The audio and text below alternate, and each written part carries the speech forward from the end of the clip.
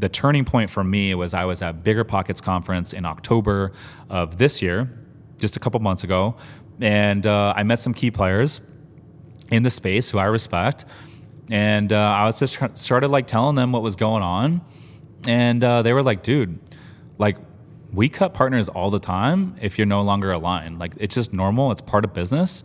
It's nothing personal, but it's just what happens." And so I woke up the morning after Bigger Pockets conference, and I was like so clear and so motivated on what I needed to do, and I was like, you know what?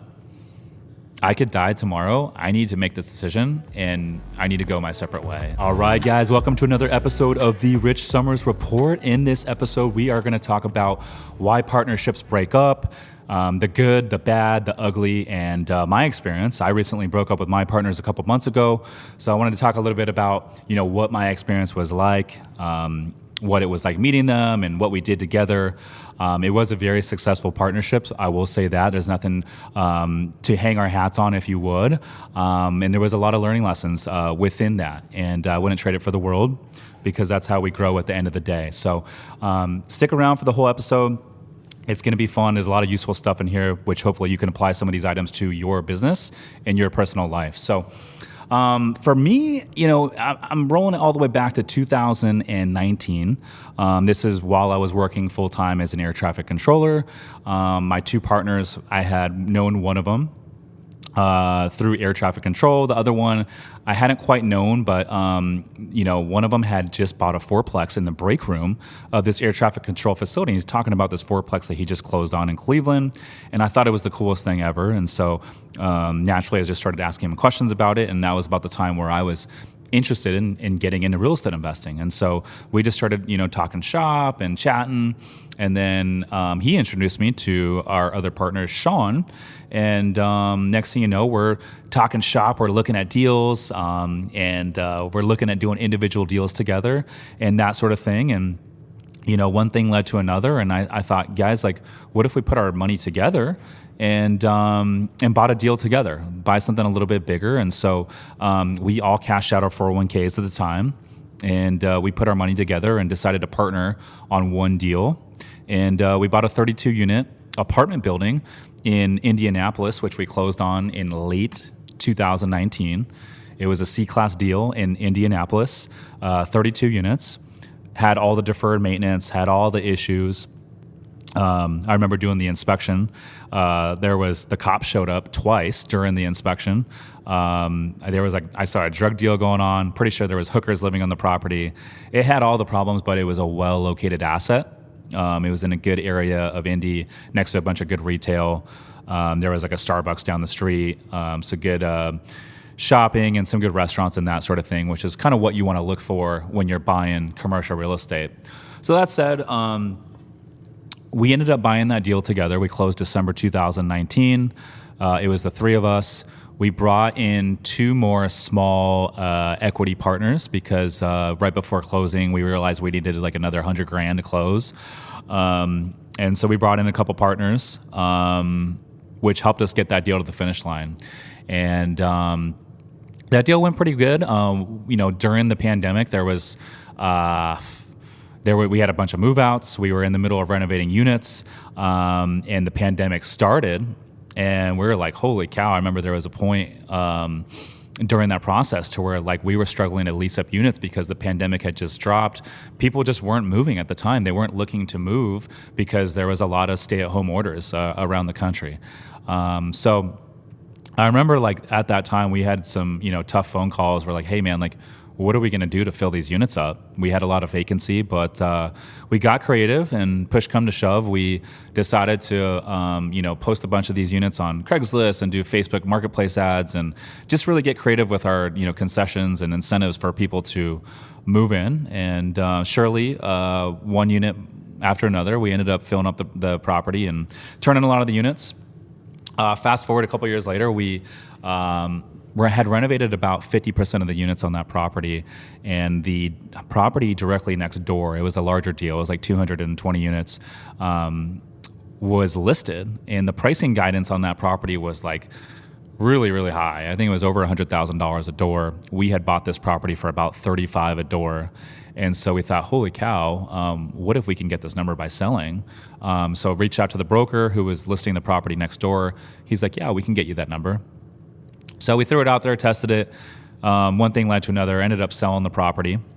We ended up selling it for 3x what we paid for it just 2 years prior. So it ended up being our first win. And that particular deal was what helped all of us basically quit our day jobs and punch out of there, which was pretty cool. And, going back to day one, I think that was like ultimately the goal when we were chatting in the break rooms. Just kind of, it was really just a dream at that point, like talking about owning a bunch of real estate and apartments and produce passive income and cash flow so we could quit our jobs. That was the ultimate goal. And so from that standpoint, it was very successful. Shortly after we bought that 32 unit deal, this is ended 2019, we decided to launch a podcast together, the three of us. It's called the Multifamily Takeoff. Since then, I've removed myself from it just recently, and it's rebranded. They're still carrying it on. It's called the Real Estate Takeoff. But we did weekly interviews, apartment investors. We had Grant Cardone on the show. I believe it was episode number 22. That was my favorite episode personally that we did as a group. So that was super fun. And then we decided after that, like we had run out of money. Like we wanted to keep buying assets, but we didn't have any more money to work with. And so we decided to partner with some sort of mentorship group. There's a lot of multifamily mentors in that space that will basically teach you how to raise private capital and take down larger deals. And so we had been interviewing a lot of these groups on our podcast. And so with that, we interviewed like 7 or 8 groups. And we wanted to be with a group that we could work with directly, and a group that was more concerned about buying assets than they were building their educational business, if you would. So, there's a lot of groups out there that buy a couple deals and then they start an educational business, and they're more invested in building their educational business and growing their student base rather than buying deals. And we didn't want to work with a group like that. So we ended up going with a group, John and Tony Azar, still my mentors today. They've been very, very influential in my life, and I owe a lot of credit to them and my success early on in my real estate investing career. But they taught us everything, how to raise money, how to source deals, how to underwrite. And within our partnership, Sean was the one who underwrote a lot of the deals. He was good with the numbers. He would also work with the construction teams in terms of like renos and stuff like that. And then Mike would kind of act as an arm asset manager. So like he would, come up with work side by side with the property manager, if you would, in terms of, okay, like, hey, this unit's coming up for lease. Are we going to, how much are we going to increase our rent? Are we going to renovate this unit? What are we going to do with it? What's the extent of our renovations? That sort of thing. And then he would also work with our CPA, our accounting team, and then also legal.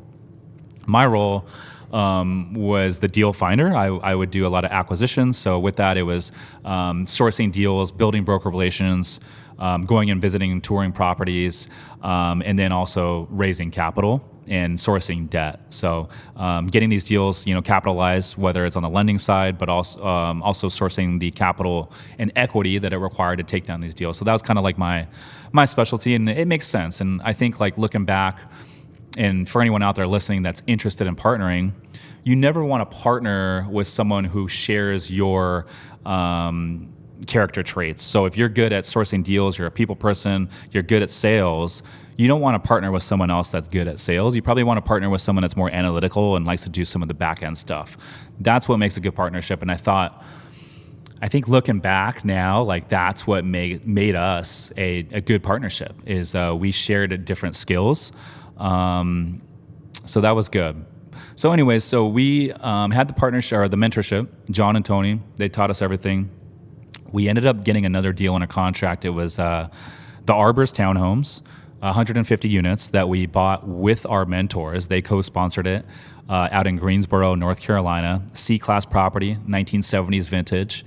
And that was our first capital raise. And we did what's called a 506B. So with the SEC, you have 2 different guidelines. You can do a 506B or a 506C in terms of capital raise. And the B, you can raise from friends and family, but you cannot solicit or market the deal. 506C, on the other hand, you can market and solicit, talk about the deal on social media, on podcasts, whatever, but you can only bring in accredited investors, people who have either a net worth of $1 million or more, or have made over $200,000 in the two previous years leading up to the capital raise. Learning to become a successful real estate investor can take a lot of time and dedication, which some people just don't have. If you're one of these individuals, this doesn't mean you can't invest in real estate. My company, Summers Capital, is buying a bunch of boutique hotels right now, and you can invest with us in these deals without having to do any of the work. Our team sources the deals, we secure the lending, we take care of all the renovations, and we even handle all the day-to-day operations with our in-house management company, making it truly hands-off and passive for our investors. If you want to learn more to see if we can help you, go to summerscapital.com/invest to book a call with our team. Again, that's summerscapital.com/invest. Now back to the show. So the first one we did a B, raised from friends and family. It went pretty well. The money came in a lot easier than we anticipated, being that it was our first time raising capital and we were still somewhat green. Took down that deal. We closed in May of 21.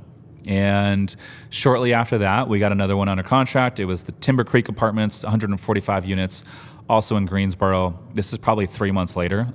And that one, we were like, you know what? Let's go ahead and try to 506C so we can market and solicit for new investors.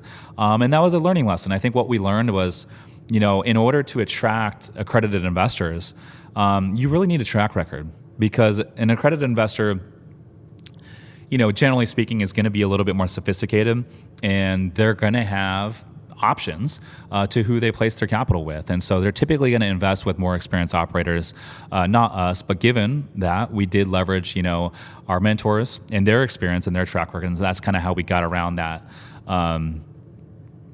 question there, like, hey, you guys are green, like, how are we going to trust you guys? And so we would just leverage their experience. But that said, that capital raise did not go as smoothly as the first one. We had a lot of, friends and family members that wanted to invest, but since they weren't accredited, they weren't able to. And I don't like saying no to, investors who want to invest in your deals. It's not a good feeling.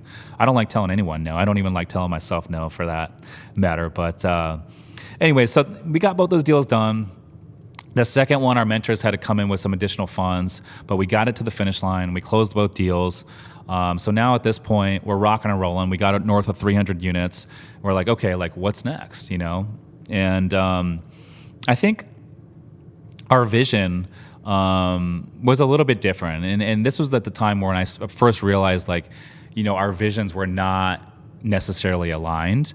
I wanted to, I had already left the air traffic control job at this point. I left in end of 2020, and I had about 80% of what I thought I needed monthly in order to be comfortable and to pay all my, personal living expenses. And so to me, I was like, 80% is enough. Let me just jump ship. Let me go all in on real estate investing. I'm going to figure this out. So I left. But they ended up sticking around for like another year or so. And so I think during that year, I was full-time working on myself, and I was in growth mode. I was studying. I was getting around big players.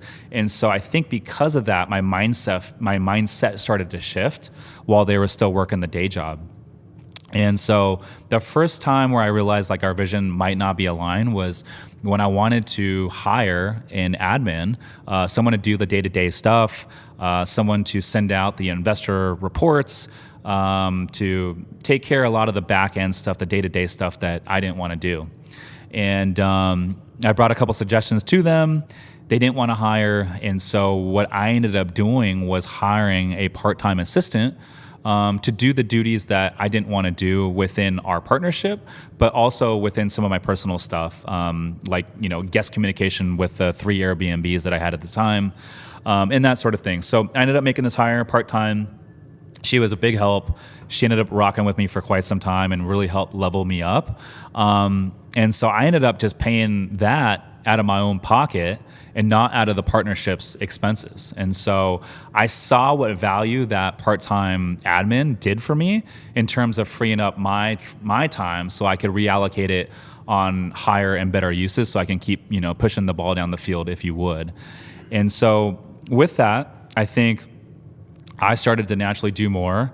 and they were still working the day job. And I think that was when we first started to really like grow apart. We started, looking at more deals towards the end of 21. We didn't find anything. We didn't buy anything else. And then 22 happens, and I'm like, it's hard to find multifamily deals out there at this time. Cap rates are compressing. The market was just really overheated. There was just people throwing a lot of money at these multifamily deals. I mean, going $500,000, $1 million non-refundable and earnest money day one without even doing any due diligence on the property. And people were overpaying for these deals, and now the market's cooled off. And I think some of those operators are going to be paying for it, So we'll see how this shakes out. But that said, early 21 hits, and I'm like, I got to do more because we weren't buying more deals. They were still working the day job, and I was like, I need more. So I decided to start my own business, and that was Fortune Cribs, and that was basically a management company managing short-term rentals for clients, like third-party clients, but also as an entity to manage the short-term rentals that I have in my portfolio. And so with that, launched that, got an office, got a little tiny office here in San Diego, downtown San Diego, and I made my first full-time hire. And we just started, building our short-term rental portfolio. We would basically go to, people who came to our meetups or investors, people that we knew in our circle that had money. And we said, hey, we'll find you a deal. We'll analyze it. We'll, design it. We'll help you close on it. And then from there, we'll furnish the place. We'll run all the operations, the day-to-day, like whether it's the maintenance, the repairs, the accounting, the guest communication. We'd basically be a one-shop stop, and we'd do all the accounting for them and just basically send them an owner's statement once a month along with a distribution. And so that's kind of how we built that business out. And we got to about 20 short-term rentals, and then the interest rates reversed, and the Fed just started pumping the rates. And so at that time, I didn't feel comfortable advising our clients to continue buying residential single-family homes because I felt like the market would soften, and it has softened. And so at that time is when we made a pivot, and I decided, hey, let's go find some boutique hotels. And so I found a boutique hotel, 10 rooms up in Northern California, beachfront, and brought the guys into the deal. We went and raised money from the deal. That capital raise filled up really quickly. It was less than 24 hours. We raised all the money required for that deal. I think it was like 1.7 million, and bought that thing. And my company, Fortune Cribs, is managing it remotely, the same way that we manage all of our short-term rentals around the country. Just self-check-in, self-checkout model. It allows us to run it pretty lean, and then we'll really go heavy on the marketing. So Airbnb, we're on Vrbo, Booking.com, Hotels.com, social media, and then we also just recently launched a direct booking website, like a hospitality brand called Excelsior Stays. So anyways, took that one down with them. And things are just going pretty good. We're like, hey, let's buy some more hotels. And I think it was shortly after this. We're talking like late August now, September. And it just became more and more apparent to me that like we just weren't aligned. They were having a lot of meetings. And I just kind of felt like, I wanted to go all in on the hotel space. Like I wanted to buy a bunch of these things, and I wanted to hire good people and build out the team and like really commit to it. And they kind of wanted to go a little bit slower. They wanted to play it safe. They wanted to like hire interns, basically like people to come work for free. And I wanted to go hire the talent. I wanted to go for it because I know, in real estate, things are evolving quickly. So like, just like multifamily dried up and became overheated, there's an opportunity in the boutique hotel space, I believe right now. And those opportunities will change. Like things are moving, things are fluid in this space, especially in real estate. And so when you see an opportunity, to me, it's important to go all in. And that's why I didn't want to do the intern thing. I want to bring on good people. I don't want to babysit team members. Like, I want to bring in good people that are plug and play, and like people that are problem solvers, and people that I want going to war with me if we're going to battle, if you would. And I just felt like they weren't aligned to do that. And so that was one issue. Hey guys, real quick, I hope that you're finding value in this show. If you could do me a huge favor and drop a 5-star review on Apple Podcasts or whichever platform you're listening on, it would mean the world to me. Also, if you know of anyone that would potentially benefit from this podcast, feel free to share it with them so we can help more people build wealth through real estate investing. Now back to the show. There was a couple other things that I'm not going to mention, but I just kind of felt like it became more and more challenging for us to come to decisions.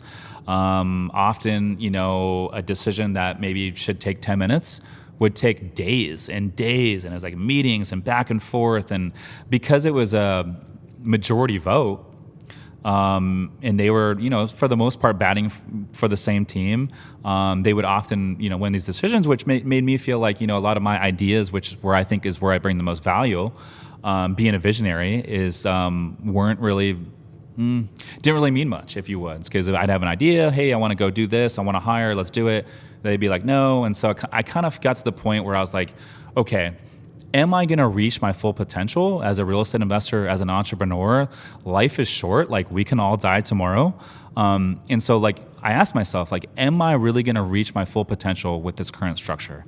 And it started to like really wear on me. And I was like, man, I don't have anyone to talk to about it. It's like, you don't want to talk to friends or family members because like, like you get into partnerships and stuff like that. People are always like, oh, like be careful who you partner with.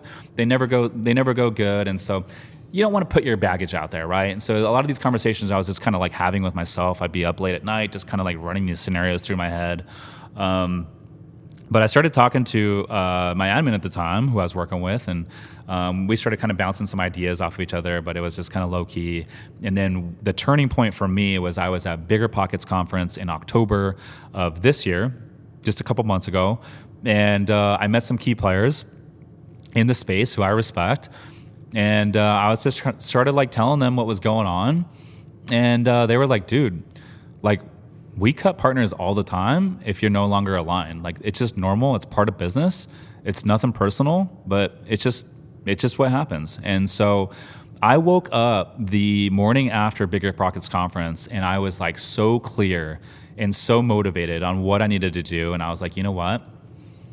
I could die tomorrow. I need to make this decision, and I need to go my separate way. And so I called a meeting. I said, hey guys, we need to meet.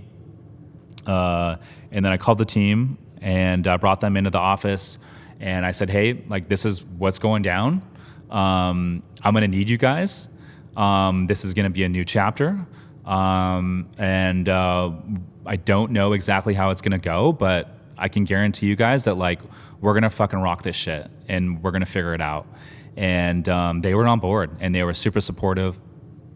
So fast forward, went to the meeting with the guys. I told them, they kind of knew it was coming.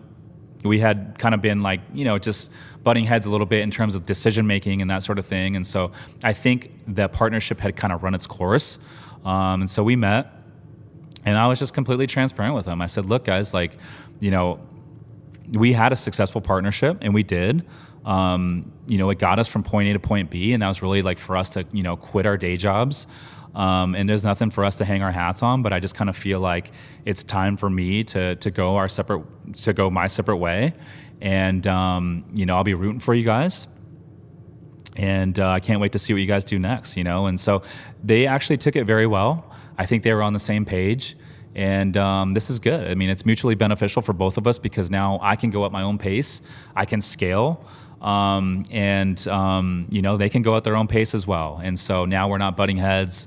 And it's great. And we still own real estate together. And so I think it's important to note that, like, we're still friends. Love those guys to death.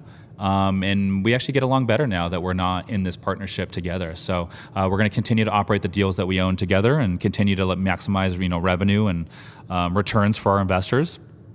We're just not going to be buying deals together, and that's okay, And so I don't know. I think with anything in life, it's relationships and friendships and business partnerships. It's like everyone has a different vision, and everyone wants to go at their own pace. And that's okay. And I think one of the things that I've realized just kind of being on my own in the last couple months is like, I don't waste a lot of time with decision making now. Like, I will consult with the team. Like, I am a team person, and like I want to collaborate, and I want everyone to be involved with the decision.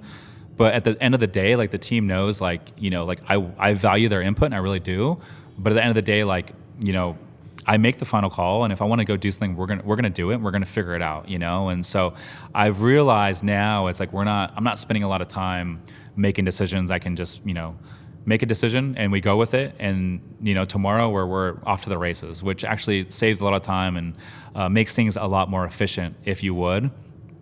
So I think the takeaway here is really like, you know, I challenge you guys, like, if there is any partnership or relationship in your life right now that is no longer conducive with your vision or where you're trying to go tomorrow, I encourage you to take action, because at the end of the day, life is short and we could all die tomorrow. And all we can ask for is, you know, push come to shove, that when you do die, you don't die with any regrets, and that you know that you gave yourself every single resource possible to reach your full potential. And at least for me, that's all I could ask for, you know? There's a lot of things out there and people doing different things in life, but, you know, for me, I just don't want to die with any regrets, and that's what would ultimately make me happy. So anyways, hey, that's it for this episode, guys. I hope you guys enjoyed it and found value. See you on the next episode. Peace.